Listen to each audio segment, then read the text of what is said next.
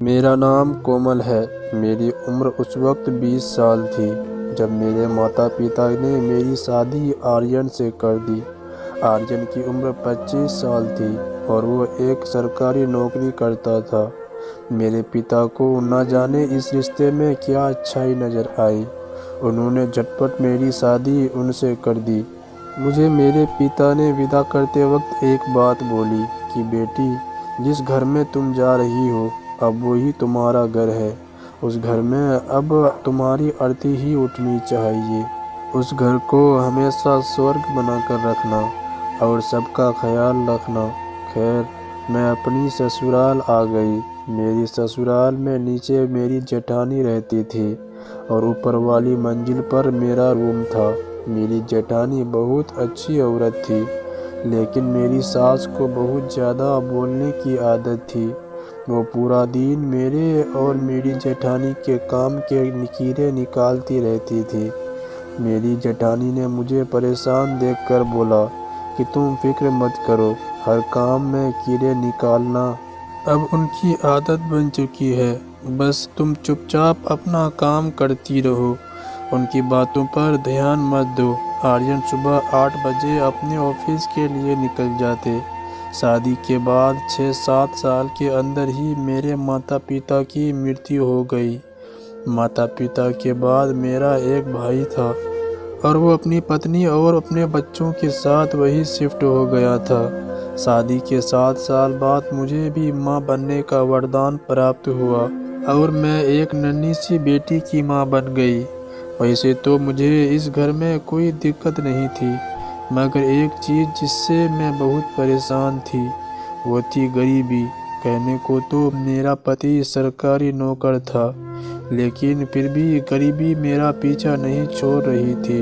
ये गरीबी से बहुत नफरत थी, लेकिन मैं मजबूर थी, कुछ कर भी नहीं सकती थी। अब मुझे दूसरा बच्चा भी हो गया था और उसके बाद मैंने अपना ऑपरेशन करा दिया जिससे मैं फिर से मां बन जाऊं। इसी बीच मेरी ननंद शालिनी का रिश्ता हो गया और हमारे घर शादी की तैयारी होने लगी। शादी के लिए मेरे पति ने ऑफिस से 2 लाख रुपए उधार लिए थे। मेरी ननंद की शादी में मेरा भाई भी आया और वो जाते वक्त मुझे एक मोबाइल दे गया।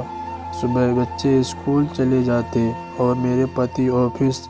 बच्चे 1 बजे स्कूल से आते। इसी बीच मेरे पास 3-4 घंटे का समय रहता था, तो मैंने टाइम पास के लिए फेसबुक पर अपनी आईडी बना ली। मुझे बहुत सारी फ्रेंड रिक्वेस्ट आई, जिसमें से मैंने एक लड़के की रिक्वेस्ट एक्सेप्ट कर ली।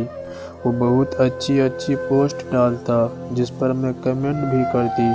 वो मेरे कमेंट का जवाब बहुत प्यार से करता था। इसी तरह हमारी बातें होने लगी और मैंने अपना व्हाट्सएप नंबर भी भेज दिया। अब रोज़ हमारी घंटों बातें होने लगी।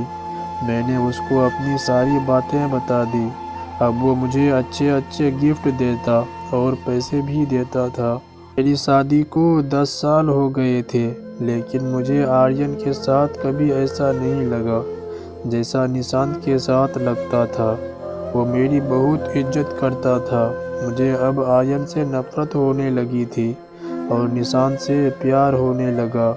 निशांत मुझे बोलता कि तुम आर्यन से तलाक ले लो, मैं तुम्हारा और तुम्हारे बच्चों का बहुत ख्याल रखूंगा, तुम्हारा हर सपना पूरा करूंगा।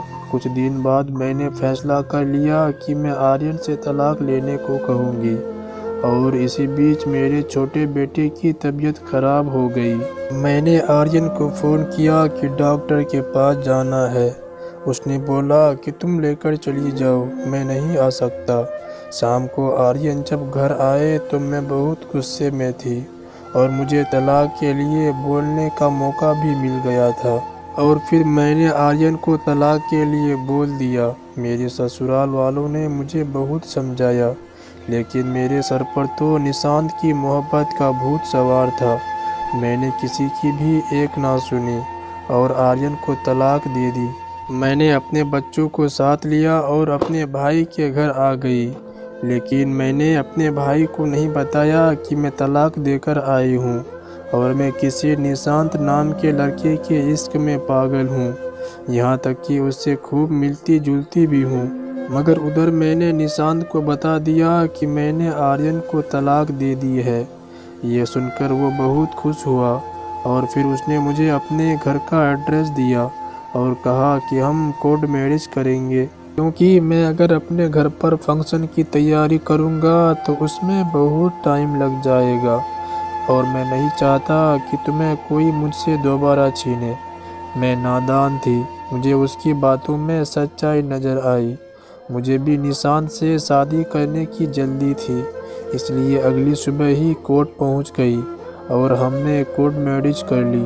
फिर निशांत मुझे और मेरे बच्चों को लेकर अपने घर आया, लेकिन जैसे ही मैंने उसके घर में कदम रखा तो सामने उसकी बूढ़ी माँ और उसकी एक तलाकशुदा बहन को बैठे देखा। पहले तो मैंने यही सोचा कि कोई रिश्तेदार या पड़ोसी होगी, लेकिन फिर तुरंत ही निशांत ने मुझे बताया कि ये मेरी माँ और बड़ी बहन है।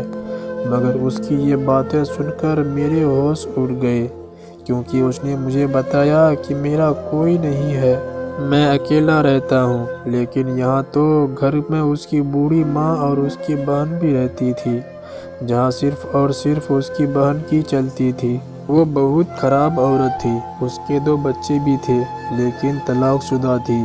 ये देखकर मुझे बहुत दुख हुआ। निशांत, तुमने मुझसे झूठ बोला, तुमने मुझे धोखा दिया, मैं ज़ोर ज़ोर से चिल्लाकर बोली। लेकिन मेरी बातों का निशांत पर कोई असर ना हुआ।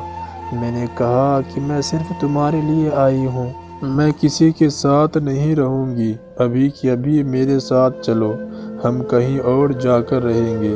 मगर निशांत ने मेरा हाथ झटकते हुए कहा, बेवकूफ़ औरत, मैं कहीं नहीं जाऊँगा। मैंने तुमसे शादी इसलिए की है कि तुम मेरी माँ और बहन की सेवा कर सको।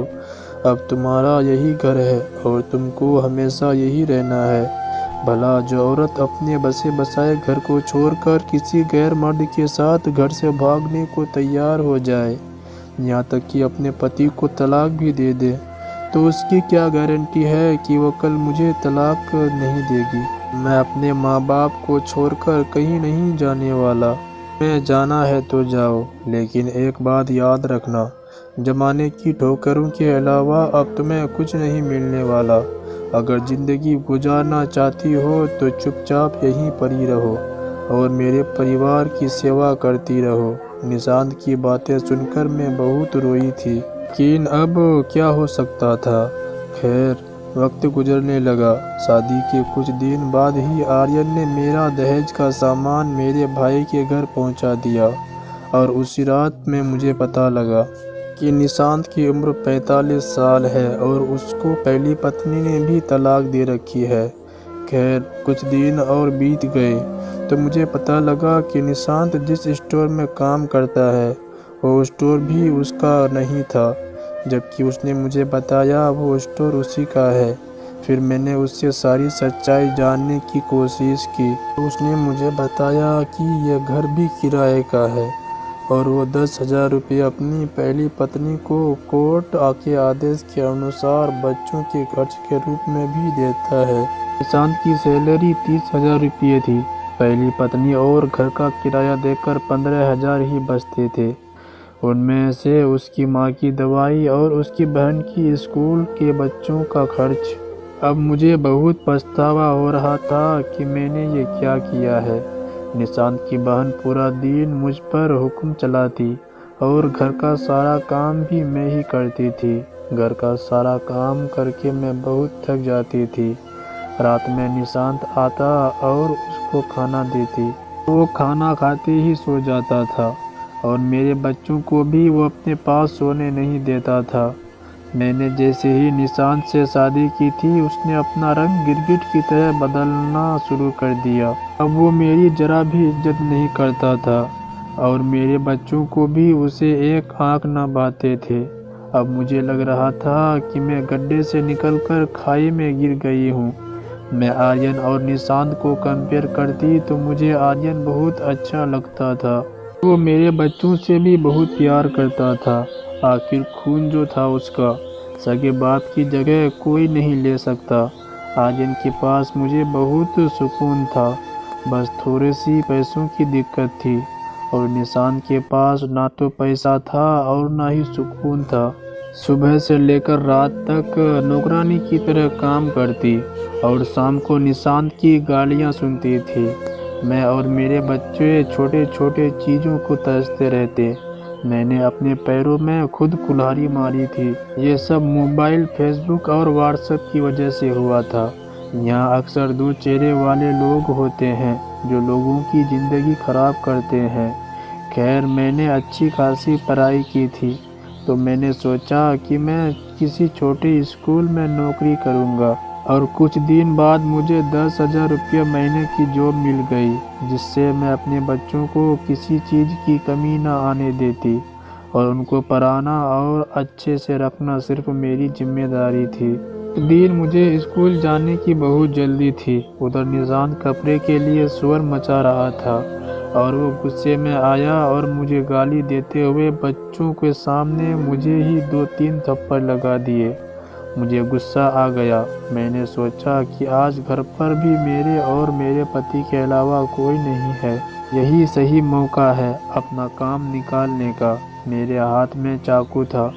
मैंने चाकू उसके गले पर रख दिया और वही गालियाँ उसको वापस दी और कहा कि अगर एक बाप की औलाद है तो अभी के अभी इन तलाक के कागजात पर दस्तखत करो, जो कि मैंने पहले ही छुप छुपा कर तैयार कर रखे थे, वरना इस चाकू से तुम्हारा गला काट दूंगी। जैसे ही मैंने चाकू का दबाव उसकी गर्दन पर बढ़ाया, उसने तुरंत तलाक के कागजात पर दस्तखत कर दिए और फिर उसी चाकू की नोक पर मैंने निशांत को एक कमरे में बंद कर दिया और तुरंत अपने बच्चों को लेकर वहां से कहीं दूर निकल आई।